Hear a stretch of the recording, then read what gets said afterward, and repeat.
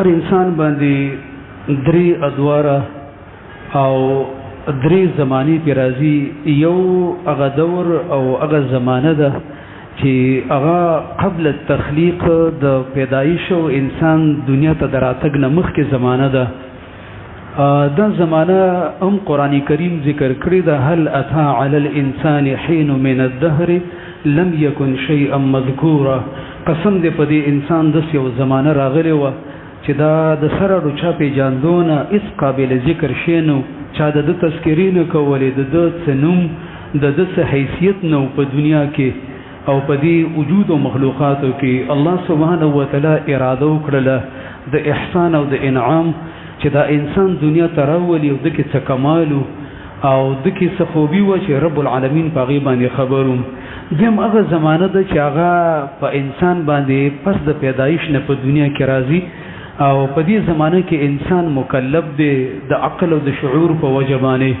او د ده داسې مواري ده چې دی به خپل رب پیژني، د الله سره به تعلق قایموي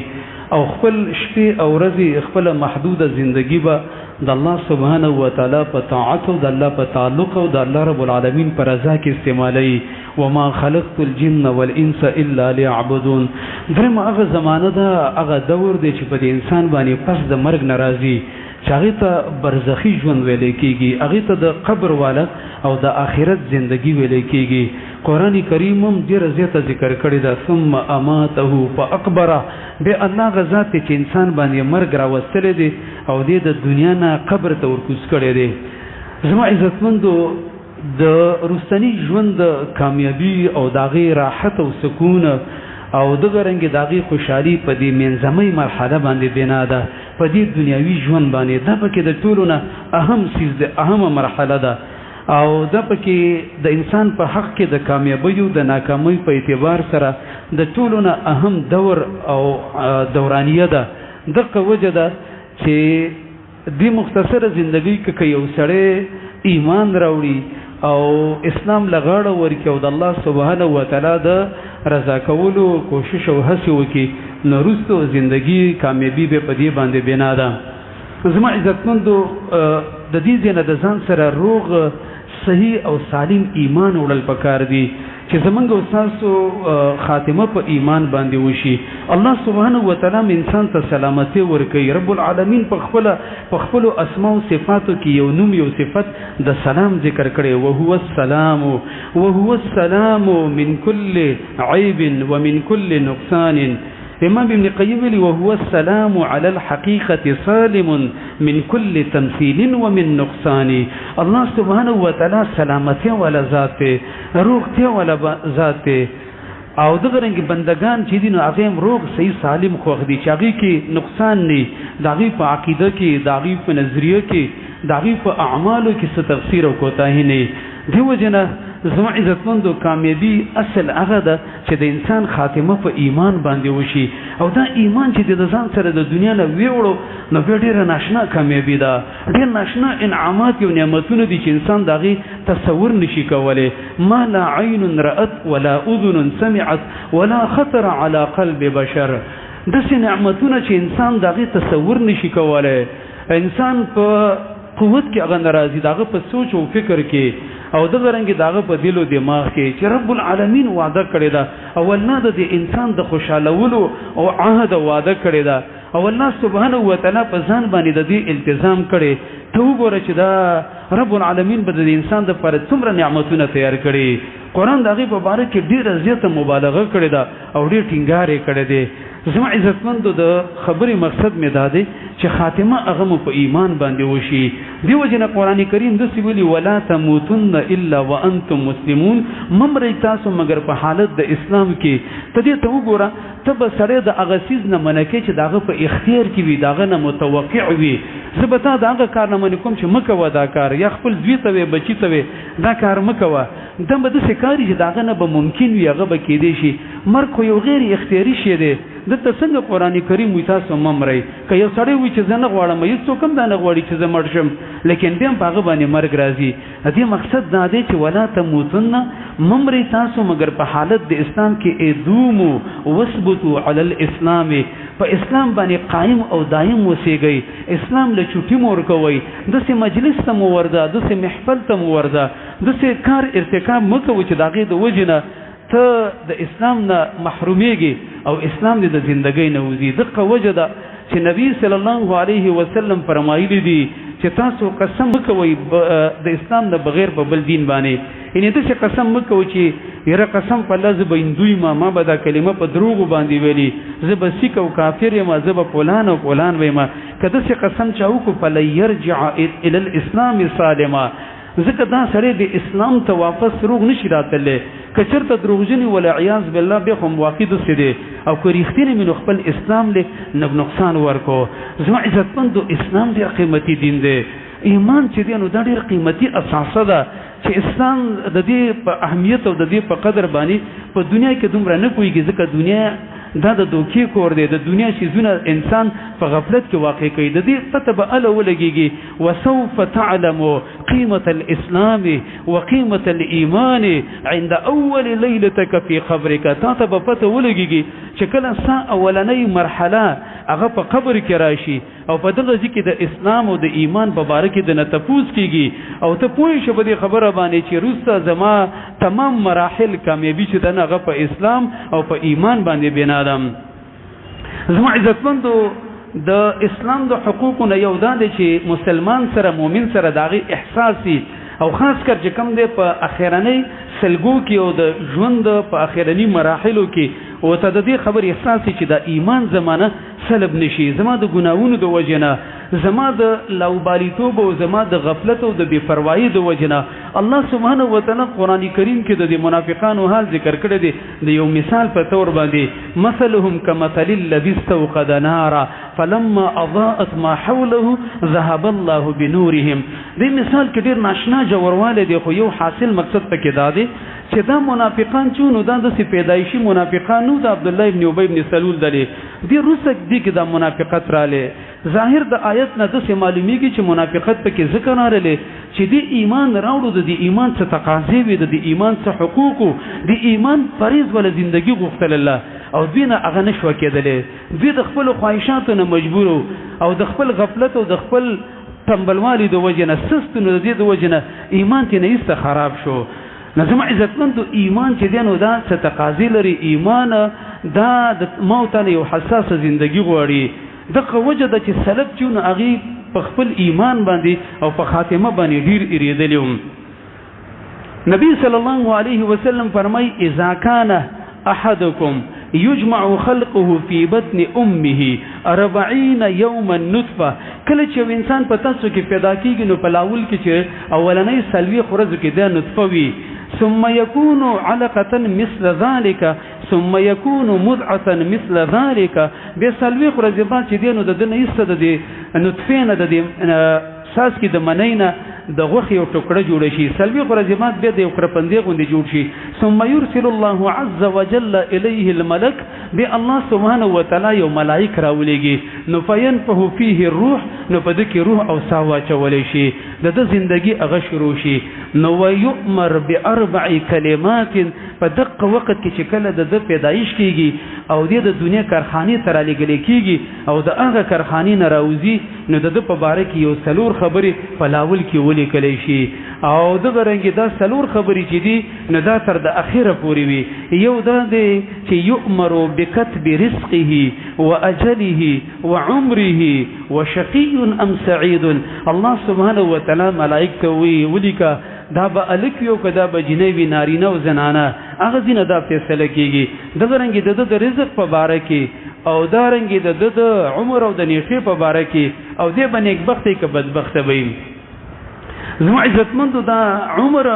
او دغه رنګې دا رزق او نیټې ولې د مخکې نه لیکلې؟ د دې وجه دا ده چې ډېر انسانان په دې دین باندې عمل ځکه نه کوي، هېرېږي، هېر او ته چې یاره که ما دین له غاړه ورکړه او په اسلام باندې مې عمل کوو عمر به مې کم شي، خلک به مې مړ کړي، د وخت نه مخکې به مې چې کم دی مړ به کړي، قتل به مې کړي، رزق به مې خراب شي، رزق به مې کم شي. که زه دا سود او دا نیټې نه کومه، که زه چې کم دی دا سود نه کومه، که زه دا د پردی مال نه خورم، نو بیا به د لوږې نه به مړ شم. الله سبحانه وتعالی وایي دا غم مه کوه. د دې نه مخکې ما چې کوم د تفارغ کړي ابن دقیق العید هغه یو عالم دی ویلی دی چې واکل اموال اليتيم مجرب لسوء الخاتمه وای موږ دا تجربه کړې ده چې څوک د یتیمانانو د کمزورو پردي مالونه وخی او پاغي باندې چې کوم دي اثر نه کوي غالبا د دې سړي خاتمه به خرابېږي لکه سوء الخاتمه اسبابو کې اهل علم مختلف اسباب ذکر کړي نو یو سبب پکې دا دی چې د یتیمانانو د مسکینانو د پردي مالونه خوړل هغه حلب کول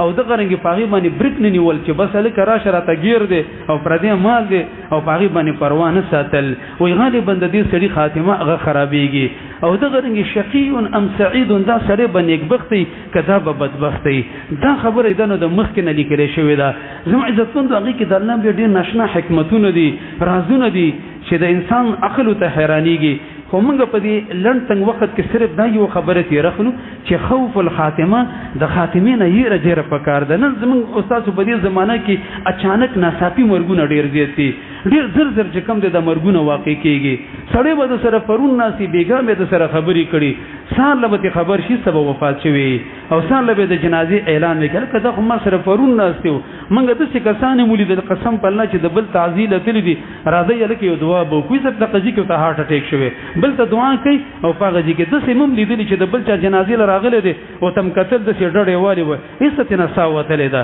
زموږ عزتمند زمونږ استاد زمانہ کې د مرګ حمله زیاته شوې ده نبی صلی الله علیه وسلم د قیامت د علامونه یو علامه دا ذکر کړي الموت بغتتن اچانک مرګونه ډېر زیات بشي او دا معاملې ډېره په تیزی باندې روانه ده زموږ عزتمند زمونږ استاد په بدی کې خیرتوب دی چې ایمان ته متوجي شو چې ایمان درنه خراب نشي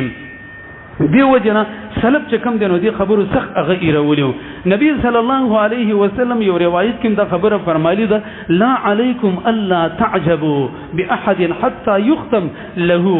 من چا باندې یو تعجب مکوئ داغه په ظاهری نیکو اعمال باندې ترسو پوري چې د خاتمه هغه په ایمان باندې نشوي رسول الله صلی الله علیه وسلم د سړي تاسو کوم او ته ویل یا رسول الله ايعرف اهل الجنه من اهل النار في الدنيا په دنیا کې د څه معلومیږي چې د پلانې جنتی دی پلانې مؤمن دی او د غرنګ د پلانې د اور والده الله پیغمبر فرمایل او دا سکیږي نو چې هغه صحابي ویل هغه استایل چې هر کله د مخکنه ارث لیکل شوی دي نو دا اعمال به منګ ولې کوم نو رسول الله صلی الله علیه وسلم تو فرمایل چې تاسو عمل د دې د پاره کوي چې په کل میسر لما خلق له کنيک اعمال دې کول غالبا خوشاله شي چې الله ستاسو په باره کې د خیر او د جنت فیصله کړی دا او که یو سره چې کوم دین هغه د ګناه کارونه کوي نو په یې په ځان باندې پکار ده چې څنګه ورته لاړ نشمه د دې وجنه سلب چې دین هغه دې خبري ایرولم د سفیان په باره کې راځي وی وکانا یشتد قلقه من السوابق والخواتم سفیان ابن عینه یو عالم دی او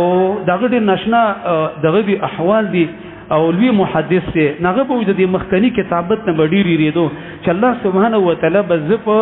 امخ کې دغه کې تقدیر کې به زب د عمل لیکلم کني کماله نو دا به ویل چې اخاف ان اكون شقيا في الكتاب زد دینه یریګم چې اسنه ز الله سبحانه و تعالی بدبخت نیم لیکله واخاف ان استب الايمان عند الموت او زد دینه یریګم اسنه چې زمانه په وخت ځنکدن کې ایمان سلب نشي زما عزتمند چې ژوند او زندگی دی په ایمان کې تیروله غالبا خاتمه به دی په ایمان باندې کېږي منګو تاسو ډیر خلک د سینې دي چې هغه په کم کار روزګار کې چې کله د شپې ود شي نو اقرنګ چغي وخی او هغه رنګ چې کم د خوبونه ویني هغه کم کار روزګار کې چي وي داغه مطابق احوال صدقه کېږي عبدالعزيز ابن ابي رواز ویلي دی یو سړي ځنکدنو وې زه ته د سینې زی ورلمه خوالا خلق تلقين كون وحذرت رجلا عند الموت يلقن بلا اله الا الله خلق كلمه تلقين کو چې کلمه ويا نو فقال في اخر ما قال وإذا سرت وفات کېدو یو اخره کې ناشنا خبر او کړه وې د سی ویلې چې هو کافر بما تقول دا تاسو چې کوم خبره ما ته کوي دا کلمه زوم په دې باندې کافر منی ویم ولا عیاذ بالله ومات على ذلك په دې باندې سمړ شو نو ما د په باره کې تاسو کو د دې ورساونه فسالت عنه چې لکه دا سړی هم د دنیا نه کافر لاړلې بې ایمان لاړې دا څه وجوه نو یغیرت فاذا هو مدمن خمر ناس په ما ته پته ولګي چې د شراب سکل نو ګناونه به کول نشه به کولا ومات على ذلك بدیوانه مرشو فقال يا ايها الناس اتقوا الذنوب فانها هي التي اوقعته زما عزت مندو هغه به دا خبره کوله چې خلکو ځان د ګنا نه بچ ساتي ځکه دی ګنا د وجنه د خاتمه خراب شوله زم تاسو ته وایم ځان ته وایم چې هیڅ ګنا معمولی مګنه دي کې څه خیر دی چې سړی خالق پکې زه د تانه تاسو کوم چې دی ګیره خرولو کې څه خیر دی والله په دې نسوار اچولو کې اخر څه فائدہ ده څه ګټه ده په دې سرګټ سکلو کې چې خالق په خپي تاسو ته اندازه ولګوي چې د الله رسول په خپي قسم په الله چې موت په خپل ځان باندې دومره نشو خپه کېدلې موت د ځان دومره خیر خوای نشو کولای زما مور او پلار پتا دومره نه خپه کیږي څومره چې الله را باندې خپه کیږي ځکه داغه بندگان یو داغه مملوک یو داغه مخلوق یو خالق هم د رب العالمین د رحم د الله سبحانه و تعالی د مهرباني زما عزتمند ته انتها نشته دی رسول الله صلی الله علیه وسلم څومره مهربان دی څومره شفیق دی مونږ کې ویل چې ګوره دا ګناونه مکوئ تاسو په کې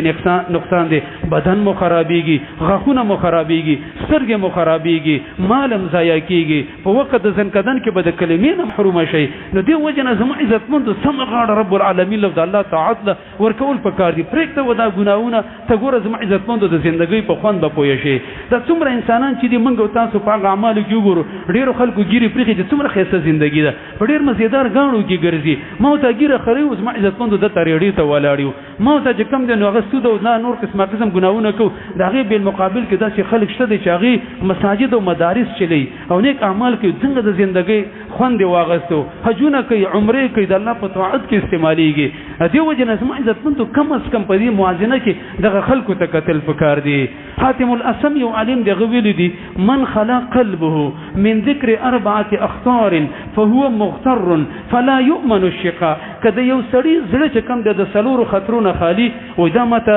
دوګه شي ښکارا کیږي دا سړی قمقله چې د دې سلورو خبر احساس تر نشته دی یو دا دی ومن خلا قلبه من خطر يوم الميثاق حين قال هؤلاء في الجنه وهؤلاء في النار ولا ابالي الله سبحانه وتعالى چې کله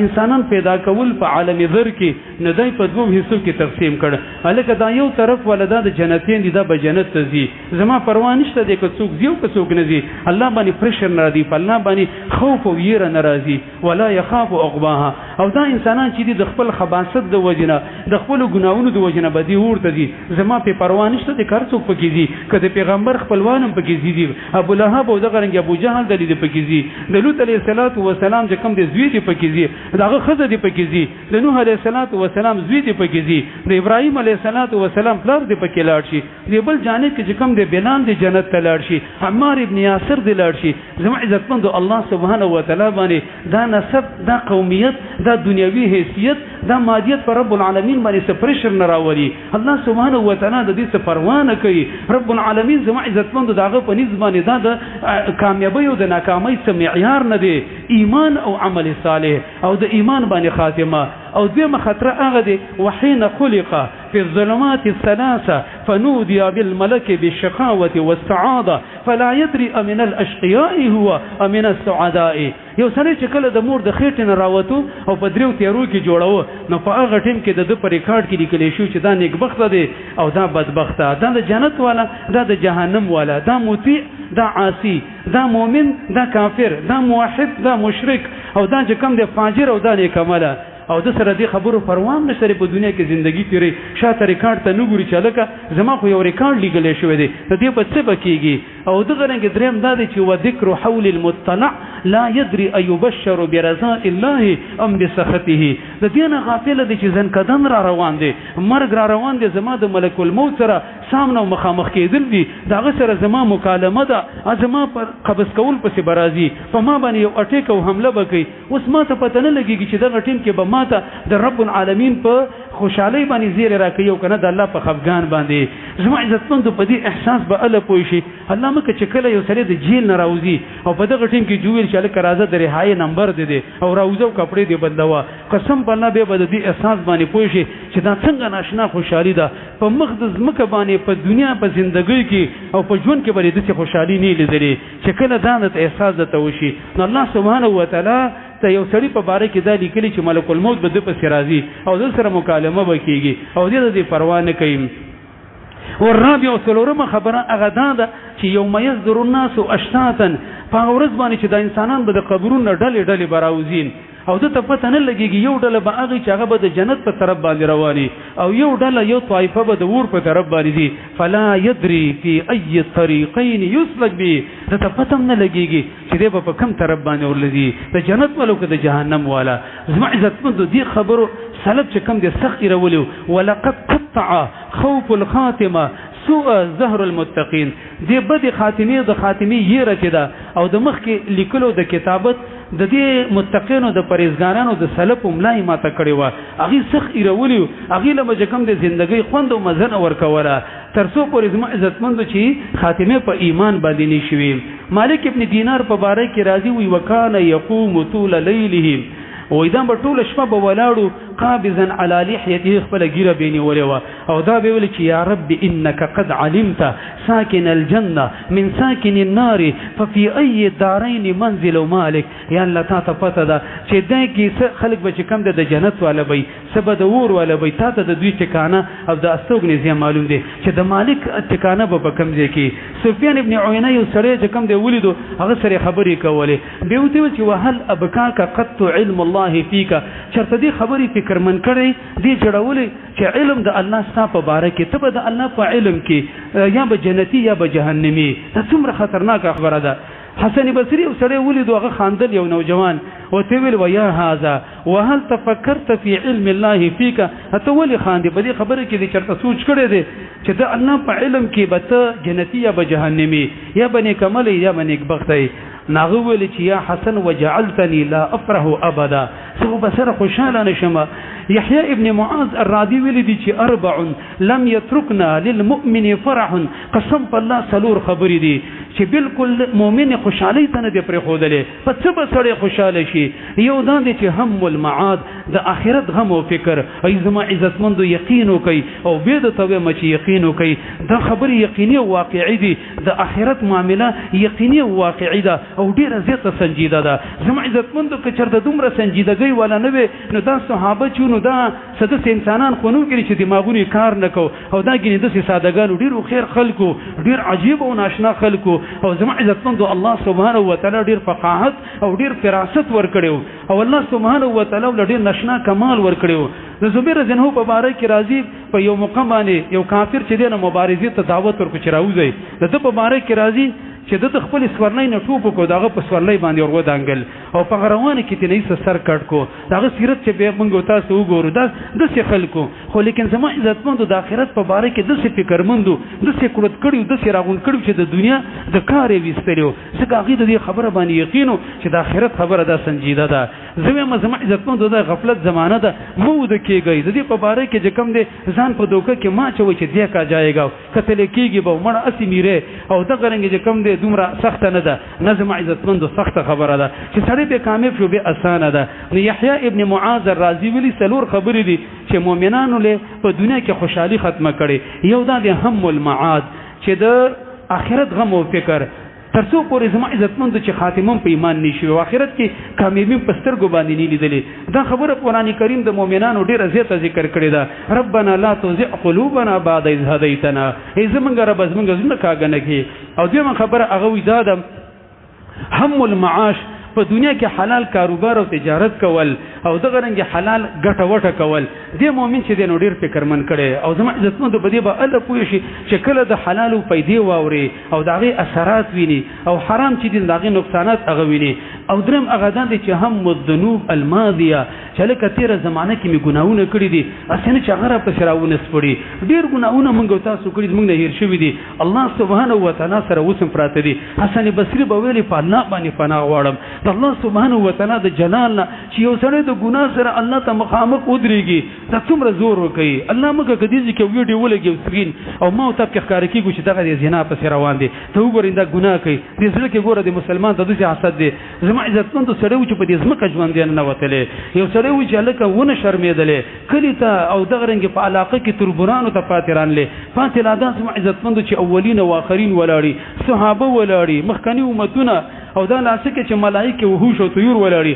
او د یو انسان محاسبه کیږي د الله په دربار کې دا به انسان له څومره زور ورکوي زموږ عزتمندو دا به انسان چې کم دی نو بالکل هغه غونه زیږوي او د انسان زړه هغه ودري او دریم دا دی چې والمام المصائب والذنوب الآتیه هغه دا دی چې د راتلونکي زماني ګناهونه او مصیبتونه دا مؤمنان چې دي نو هغه خوشحالۍ ته نه پرېږدي زموږ عزتمندو زمونږ او ستاسو په دې زمانه کې غمونه ډېر زیات دي ورسره غفلت هم ډېر زیات دی خواهشات ډېر زیات دي زما عزتمندو ناشنا خبره دا ده چې د دنیا په مادیت هم دومره یقین دی او د الله سبحانه وتعالی په وعدو باندې ایمان هغه کمزوری شوی دی ابراهیم نهایی ویلی دی وی وکفا علما بالنفاق ان یکون الرجل جار المسجد فلا یرا فيه وی دا سړی یقیني پکا منافق دی چې سړی د جمعات په ګوند کې اوسېږي او هغه په مجمع کې نه ښکاره کېږي په دغه ځای کې د زما عزتمندو میان او چرګان خرڅې په دې ځای کې ټوله ورځ ریډي ته دکان ته ولاړې او بیا زما عزتمندو 10 منټه او 15 منټه سړی چې کوم دی هغه مسجد ته نشي راتلی د پکې د لاندې مونږ نشي کولی په یخ چې کوم دی مسجد کې مونږ نشي کولی او زما عزتمندو بیا موږ د کامیابۍ او د الله د رحم دعوې غواړو او دغه رنګې د الله نه چې کوم دی د رحمت طلبګار یو او یا الله موږ چې امریکا او دغه رنګې یهود نصارا او انډیا او هندوان دا ووخې زما عزتمندو د الله سنت نه دی خپله معامله د الله سره صحیح کول د دې په باره کې چې د انسان خاتمه به په څه باندې ښه کېږي یو څو اعمال دي چې سلفو ذکر کړي دي د قرآن او د حدیث نه ډېر اسان اعمال دي او ډېر بشارت او زیره پکې دی یو طرف ته چې دا مسله څومره خطرناکه ده زما عزتمندو بالمقابل کې د الله مهرباني بیا ډېره زیاته دا ده چې په معمولي اعمالو باندې د انسان خاتمه ښه کېږي ابل انشاءالله موږ وروسته ذکر کوو یو ته واوره د الله پیغمبر داسې فرمایلي دي من توضأ فأحسن الوضوء ثم قال سبحانك اللهم وبحمدك أشهد أن لا إله إلا أنت أستغفرك وأتوب إليك یو سړی چې او دسو کې په صحیح طریقه د سنت مطابق او بیا دا الفاظ او دا کلمات وایي نو د الله پیغمبر داسې فرمایلی دي چې وقت کتب فی رق دوله چې کوم دی په یو پاڼه باندې په یو څیز کې ولیکلی شي ثم تبعت بتابع بیا دا چې کوم دی یو مهر او ټاپه پې د رب العالمین د طرف نه ووهلی شي فلم يكسر له الى يوم القيامه او دا د لپاره محفوظ وساتل شي لکه سړی چې په بانک وغیره کې پیسې محفوظ کړي یا په ولاکر کې نو دا به نه کولاویږي تر چې قیامت کې د الله سره ملاوي شي وفي هذه الحديث بشاره عظيمه ودي حدیث کې زما عزتمند ناشنا بشارت یو دا دی چې دا سړی یقیني جنتی دی بل دا دی چې د خاتمه په ایمان باندې کېږي ځکه چې دا حدیث په دې باندې دلالت کوي چې وان المرء المؤمن يؤجر به في يوم القيامه مؤمن بنده ته په دې عمل باندې اجر او ثواب ملاويږي نو ته ګوره خاتمه په ایمان شوی دا او دغه رنګ الله سبحانه و تعالی ته ناراضي دي الله سره دا اجر محفوظ دي الله چې وعده وکي زما عزتمندو خلاف نه کوي الله باندې نسيان ناراضي الله باندې هیر ناراضي الله خطا کیږي نه الله سبحانه و تعالی چا سره دوکه نه کوي و د خلافي نه کوي نو ګوره دې حدیث نه دا معلومیږي چې دې انسان خاتمه هغه به خکېږي د نور واړو اعمال دي د صحابو د سیرت نو د نبی صلی الله علیه وسلم د ژوند نه معلومیږي چې هغه موږ تاسو اختیار کو نو په دغه معمولی او آسان اعمال باندې الله سبحانه و تعالی قرب او دغه رنګ د انسان خاتمه هغه په ایمان باندې کېدل شي الله سبحانه و تعالی دې موږ تاسو خاتمه په ایمان باندې وکړي وبالله تعالی